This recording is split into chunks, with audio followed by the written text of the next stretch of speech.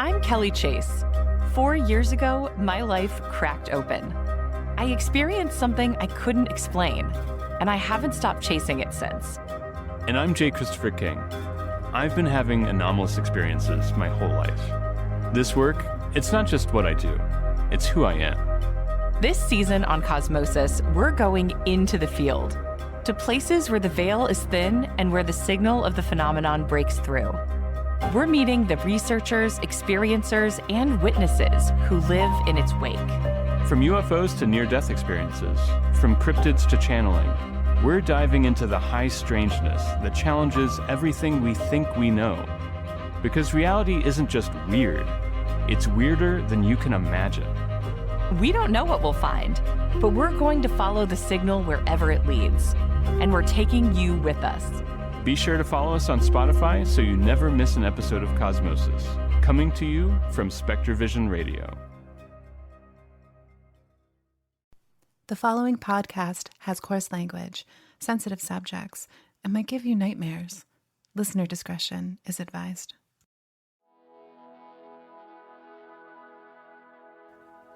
What does a haunted house look like?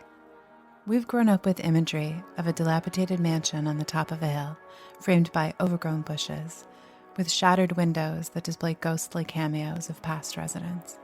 Just a carcass in the woods. They've also been known to present themselves as 1960s bungalows, decorated with manicured lawns and delivered newspapers, with ghostly cameos that are reserved for their current residents. No matter what comes to mind, fear can manifest anywhere. Even in a place where you should feel you're safest, like a home, can turn into a place where you're not.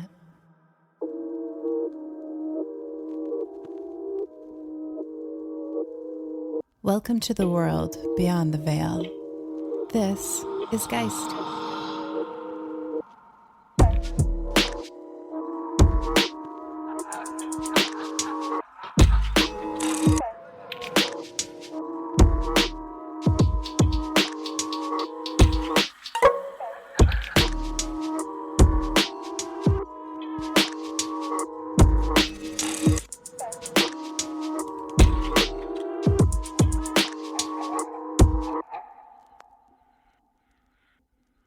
Glen and Wendy were looking for the quiet country life.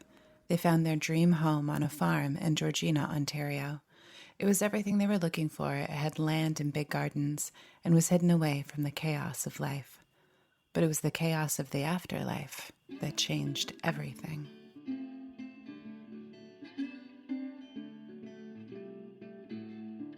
We moved into this house, I'm going to say about 11 years ago. We purchased this house. We were living in town and we saw an opportunity to purchase a property that was just outside of town and in the country, and with a bit more property and a much quieter setting than what we were at. We loved the house, and the agent said, sorry, it's sold. And it was about 2 weeks later, I drove by and there was a fella out front putting the sign back up. So I didn't even call Wendy. I went straight to the real estate office and I said, I want to make an offer on the house. Lived on a farm all my life, and so being here was close to where I grew up. I knew the area. I knew most of the people here, and there was chicken and sheep and cows and everything right behind my house. So I was pretty much happy that I was coming here. All I saw was a house that was in a country setting, but 5 minutes out of town. And for me, that was perfect because I just wanted someplace quiet because I really had grown tired of living in a town subdivision. Before we purchased the property, honestly, I knew nothing about the house. Found out that the farm across the road was the original farmhouse. Basically, the property was sold off. They built this house and the house next door, and then the son of the original family and his wife, Ruth, lived here. We purchased the house off of a lady by the name of June, a very nice lady. Her parents were here, but she'd taken over ownership, and she She adored this place. This was her, she loved everything about this place, but she wasn't able to keep it up anymore. So she decided to sell and move to a senior's apartment. Excited about this new chapter, Glen and Wendy packed up all their belongings and transitioned into their new quiet home. But it didn't stay quiet for very long. We moved in. We'd never had a well before.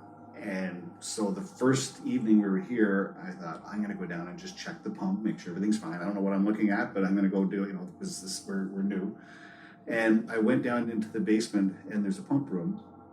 And I looked at the pump, I looked at the gauge, everything looks fine. And I went to take a step out of the room, and the door slammed so violently in my face that the whole frame shook. I'm talking, it slammed. I jumped back. Like if I had another half step, I would have caught it in the face. So I opened the door, and of course I'm doing the door open back and forth. Like I couldn't get it to recreate. Like there's no windows open. This is in the basement. So I went upstairs to Wendy, and I said, I think the house is haunted. As a joke. And Wendy's like, why? I said, the door just slammed in my face. That was bizarre. Never thought anything about it. That was the first night. But that was just the beginning of the ongoing disturbances. After the initial door slam, then it was continuous. It was every night. We'd be lying in bed. We could hear voices. The cupboard doors clunk, clunk, clunk, clunk, clunk. We heard sobbing. We heard sobbing downstairs. You would hear footsteps in the hall downstairs. Our dogs would sit on the couch watching the kitchen. Apple pie all the time. We would smell apple pie. But the silverware in the drawers, the doors would open and the silverware would start to go. It was just constant. And then Wendy and I were sitting in the living room, and I was sitting where I could see through to the kitchen, and I stood up, and I just stopped and sat down again. And Wendy's, what's wrong? I said, there's an old lady standing in our kitchen. She had a frumpy dress on. She was stooped, long gray hair, and face was gray, very dark eyes, not black, but dark. And she was just standing there. And I looked over at Wendy and I said, she's right there. And we looked back and she was gone.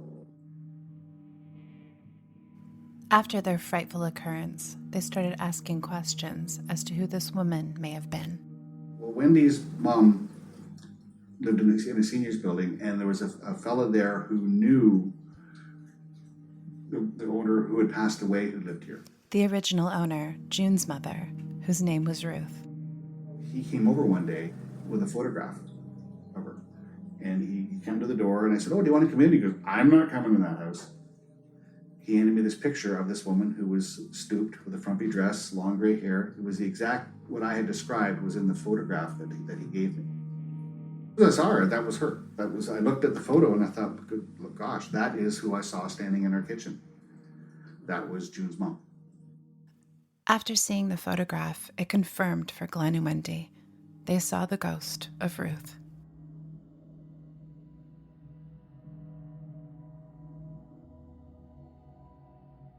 We had bought this house because of the apartment in the basement, because my daughter had just got married and they were saving to buy a house.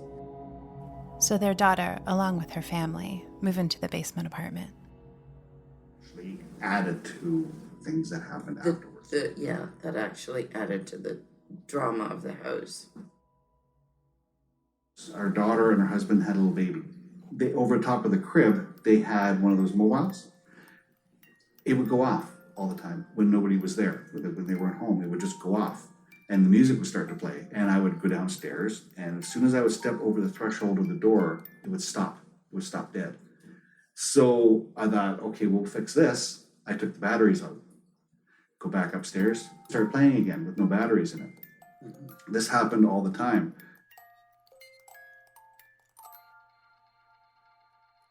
One weekend, my daughter and her husband decided to leave their baby, which is my grandson, downstairs, and he was sleeping in their apartment, and we had the baby monitor with us upstairs, so we knew he was sleeping and everything was fine. And all of a sudden, we hear this cackle. The laugh was a very sinister, just a really... And we were like, what the hell? Glen and I swear I've never run so fast in my life. I must have jumped down the staircase. We ran into the bedroom, and there he was, sound asleep. Needless to say, I slept down with the baby that night. After that, the baby monitor became an outlet for these spirits to communicate. That baby monitor became a real source of entertainment because we would have it going, and we would, one evening we heard, "Get help, my chest." My chest. My chest, get help. We would hear conversations, we would hear laughing. Mm-hmm. After that happened, our daughter decided that she was going to smudge the basement. And it didn't go well. Smudging is an indigenous ceremony to purify a person or place of negative energy. She went down and she was smudging the basement, and as soon as she stepped over the threshold of the baby's room door, she instantly became so nauseous she couldn't do it. Yeah. Then other weird things happened. The rocking chair beside our grandson's crib started to rock. And it would go back and forth and back and forth. And then it would stop and then start going again. Now, this isn't a floor thing. It's a basement floor. It's a concrete floor. There's nothing that's going to be affecting that. And the baby wouldn't sleep in there. He would just scream and scream and scream, and they'd take him out and he'd be fine. Then we got rid of the rocking chair, and it seemed to calm down a bit. The friend of theirs had this rocking chair and give it to my daughter. But when Anna told them we had to get rid of that rocking chair, it was rocking on its own. The girl goes, "It did that to you too?" So it had to be something that was attached to this rocking chair.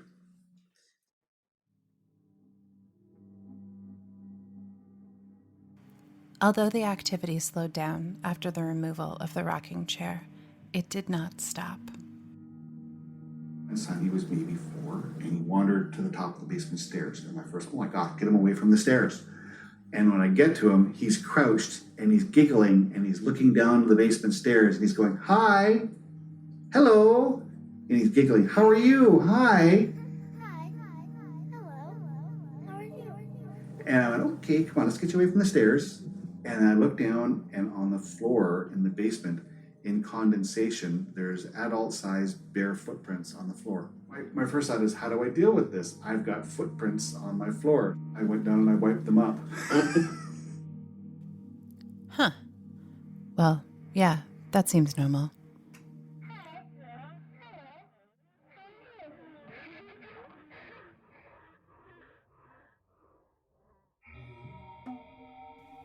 Then, on another night where they were watching their grandson. Again, they were away for the weekend with the baby. We hear crashing. Just crash downstairs. So again, run downstairs, see what's the matter. On the dresser, she had 3 little jewelry boxes sitting on her dresser. The large jewelry box was upside down in the middle of the floor. All the contents were still in the jewelry box. The lid was open. It was upside down, but it was about 6 feet out, so it didn't go and spill and then bounce. It was out and then tipped, open, down, but all the stuff was still in the jewelry box. It's just basically all 3 jewelry boxes. It was like it just shot one this way, and the other 2 went the other directions, and one was propped up against the wall. So after that, Glen and Wendy's daughter decided she was going to take her family and move out. My daughter and her husband finally had decided it was time for them to move out. And the night before they left. My daughter had packed up all her things, and she's walking down the hall, going to bed, and in her ear she hears, "Are you finished yet?" Are you finished yet? And Anna said, "Yes, I am," and she went to bed. The next day when she was leaving, she said goodbye. Yeah. She actually heard a voice that said goodbye. We don't know why they got pushed out. But it just felt like that's what it was. They wanted them out. After the departure of their daughter, these strange occurrences were leaving Glen and Wendy feeling isolated in their home. Even when they tried to explain their situation, nobody would believe them. I've never believed in any kind of paranormal. Neither one of us. Neither one of us. Like this. Neither there's one no of such us thing. have ever. There's no such thing as the paranormal. No. All of a sudden, you get into a position where you're experiencing some serious shit. And people were calling us. And we would tell people, and they would go, "Sure, yeah, okay. sure." So I didn't know what to do. So I was on my way home from work one time, and I drove by the Hedge Witch. The Hedge Witch is a local New Age shop. And it was like a spur of the moment thing. Turn in, and I walked in the door, and there's a woman at the counter who does readings. And again, I'm not into this sort of thing. And there's a woman at the counter, and she looks up, and she goes, "Hi, wow." And I went, "How you doing?" She goes, "Whoa, what is going on at your house?" She goes, Come, let's talk." We sat down, and she said, "Yeah, so you've got a few spirits there." She goes, "There's the owners of the house. They've invited some people in with them. And the spirits that are there are the spirit of the people that the house was built for." And she said, she really likes you. She's not fond of your wife. That's what she told me. Having this conversation helped Glen and Wendy understand more about the spirits in their house. It gave them some comfort. Somebody believed them. But nothing could have prepared them for the storm that was about to hit. 5 years later, we were having experiences all through this. We had one night where it was just craziness in here. We were hearing, like, we were trying to sleep, and I swear it was like you could hear the sound of wind blowing through the place. There was voices, there were screams, there was the cupboard doors, bang, bang, bang. It was just craziness, absolute craziness. And we actually sat up all night. It was just, you see on TV, people run from the house in terror. Oh my gosh, no, you don't do that. But we're kind of used to it at this point. We've been living in this for 5 years. After that night, Wendy was outside talking to the neighbor. Just found out that June passed away last night. June, the lady that sold them the house, the daughter of Ruth, the ghost they saw in the kitchen. And all we could think of is she came home. She's here with her mom. After June passed away, it was about a month or so after that we would, if you came and you were sitting in the living room, you could actually hear them chattering downstairs. You could hear two women chattering just like they would be doing, mother and daughter talking. Life in the house continued, and as the activity grew, so did their curiosity, and they began to experiment with paranormal investigation. When we met our friends Paul and Tina, we became very much interested in doing paranormal investigations, and our place became a great place to test equipment. We didn't realize that the more you ask questions, the more you bring this out, the more they want to talk. So as soon as Paul and Tina would come over, it was like a crazy house in here. Came over one night, we decided we were going to set up all our equipment and downstairs. That's the night where we had a recorder going, and we recorded a child's voice that said, "Grandma." Within ghost hunting and parapsychology, electronic voice phenomena, or EVP, are sounds found on electronic recordings that are interpreted as spirit voices. Investigators will typically use a handheld recorder and ask questions, and then play it back to see if they've gotten any answers.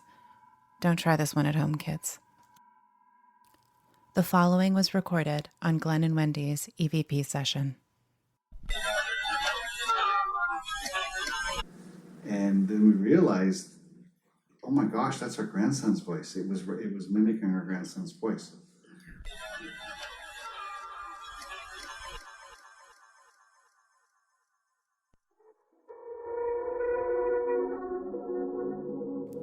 What they didn't realize is experimenting in their home would encourage these spirits to communicate in different ways.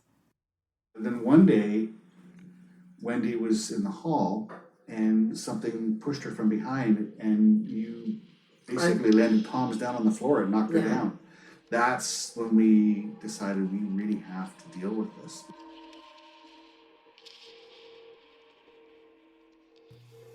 They decided to take a stand in their house. What really, really helped is when we claimed ownership of the home. We weren't like, we're a guest in this house and this was your home. No, this is our home now. You need to know your place. You can be here, but you are not the boss. We are the boss. That when we adopted that mindset, things happen, but the severity of things calm down. We just don't worry about it anymore. This is our home. We love our home, and we've set it out that anybody else, they can stay here as long as they behave. And they don't bring anybody else. And they don't bring anybody else in. We always hear people like, "Oh, if I had something like that, I'd be out of there like a shot." Why? It's your home. Why leave? Claim ownership of it. Like, it's not going to hurt you much.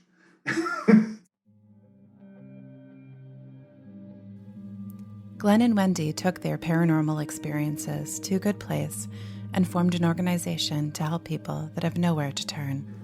We formed a paranormal investigation team called COPI, Central Ontario Paranormal Investigations. And one of the main reason we wanted to do that is we know what it's like for people to say, "You're crazy." And now we can be the people to go, "You know what, we'll help you out. We'll help you out with it. We get it. We know what it's like. We know what it's like to be that person." That's why we do this. What we've learned after living with this for just over 10 years, we've just learned how to live with it. We don't find it scary. We don't find it disturbing. And it's just become part of our home. It's changed me because I understand now a lot more of what goes on around me. I take note of when people say, "Did you see that?" It's changed me. It's changed me really well, I think. Glen and Wendy still live in their home. I've been there to conduct this interview. And while trying to set up, all of my equipment just stopped working. It just crashed. My GPS was acting up when I was trying to find their place, and one of my headlights on my car burnt out. Coincidence? Maybe. While at their home conducting our interview, they had some of their ghost hunting toys out, and all the readings were really high. Is their house haunted? Sure felt like it.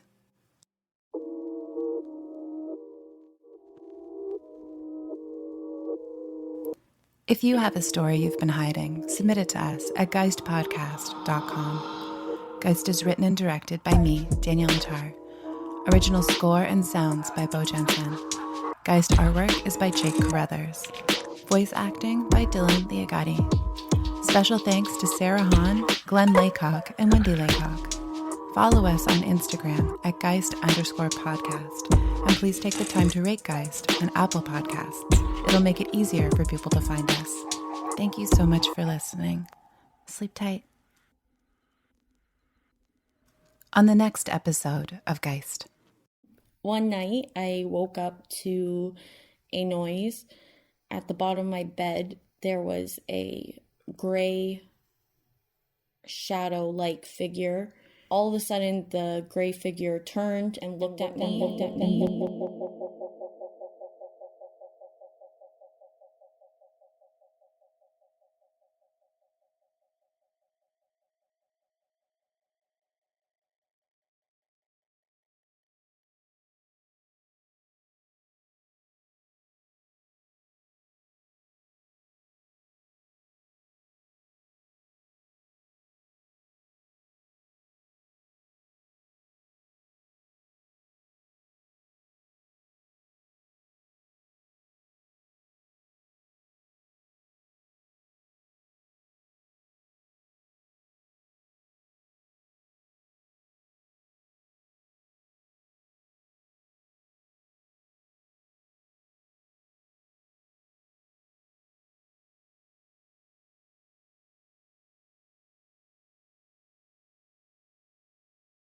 Now receiving frequency transmission.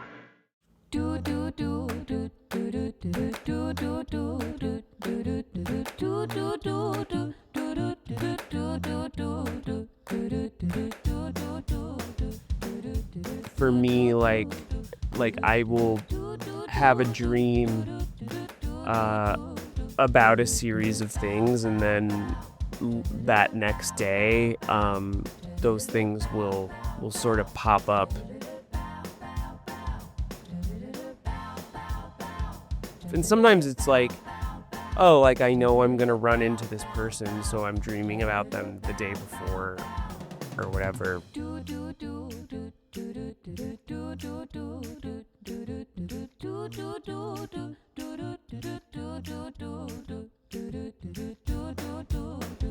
You know, I was just flipping through my dream journal this morning, and when I opened the journal, I opened right to a page that was about Walton Goggins. And I actually met Walton Goggins yesterday. Which just felt like another weird, like, oh, cool, I need to keep dream journaling.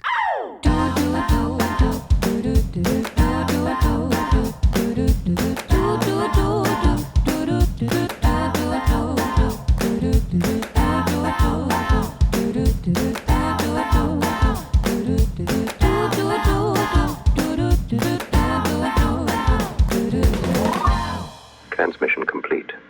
Stay tuned to Spectrovision Radio. Stay.